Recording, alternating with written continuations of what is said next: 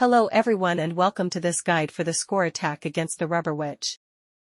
The main gimmick of this boss is that every turn she will alternate between having a low defense but a high break gauge depletion resistance on odd turns, and a high defense but a low break depletion resistance on even turns.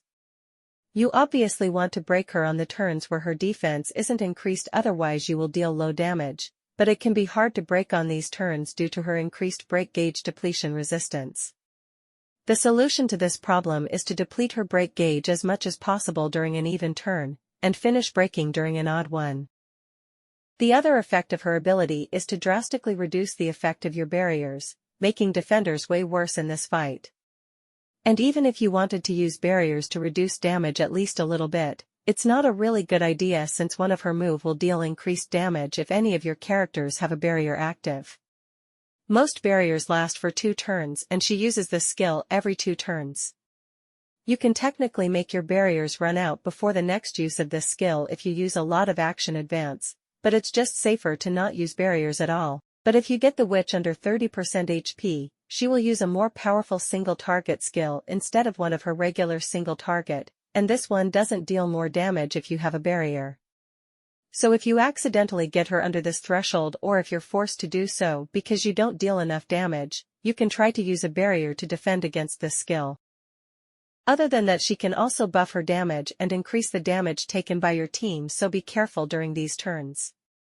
And she can reduce your crit rate, but it doesn't make crit attackers bad for this fight. The most important thing to know for this fight is that the witch doesn't change what is increased between her defense and break resistance until the end of her turn. So you can take advantage of this to break her in the middle of her turn while her defense increase is active, which will end her turn making her switch to break resistance, which won't matter since she is broken.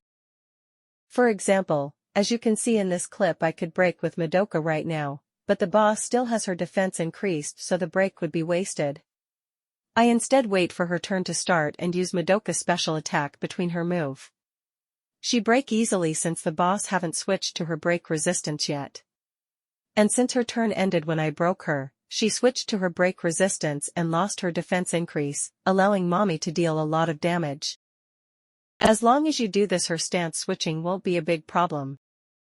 Now that we've finished with what the boss is doing, let's see which characters we should bring. For damage dealer, the best choice is Swimsuit Mommy. Kyoko and Yachiyo are also really good choices, but Mommy just deal more damage. But that's only true if they're all at A0. Since Kyoko and Yachiyo are both in the standard pool, some of you might have a few ascensions on them. I think they should be better than Mommy at around A3 or maybe 2.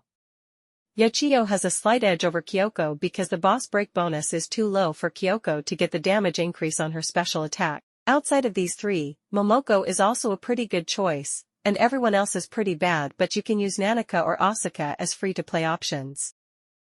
For breakers, the best ones are Tuka and Rina. Pluvia Madoka is also really good, but since she doesn't have an elemental advantage, she might take too much damage in higher difficulties.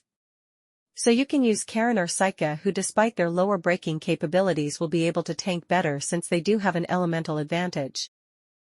For supports, if dealing as much damage as possible was our only concern, we would choose Ren or Mabayu, but as you probably guessed, they are too fragile due to having the wrong element. So the best choice for most people is going to be Mommy, Tsuruno, or Nimue, especially if you're using Swimsuit Mommy as your damage dealer. And the best 4-star to use here is Ayam, who can also remove the damage buff of the boss for extra utility. For sustains, Doppelei Roja is a good choice for scoring high because she also buff your team. But unfortunately she doesn't have the right element, and since she scales with her attack, she isn't really tanky for a healer. So for most people the choice will either be Keyed or one of the 4-stars healer. Defenders can't solo sustain this fight, but you can bring one along to get passive damage reduction thanks to their ability. A regular double support team will do the job just fine in most cases, but if you have trouble surviving in higher ranks or one of your character gets one shot once the boss goes under 30% HP, you can bring a defender to make your team more tanky. This is especially effective with a defender at high ascension since they give even more passive damage reduction, only exception being Kokoro. And as always, if you have a lot of high ascensions characters, you can try a no-breaker or no-sustain team to increase your score as much as possible, but this isn't doable for most people. That's it for this video. Please like and subscribe if you enjoyed, and if you have a question, don't hesitate to leave a comment. Goodbye and see you soon.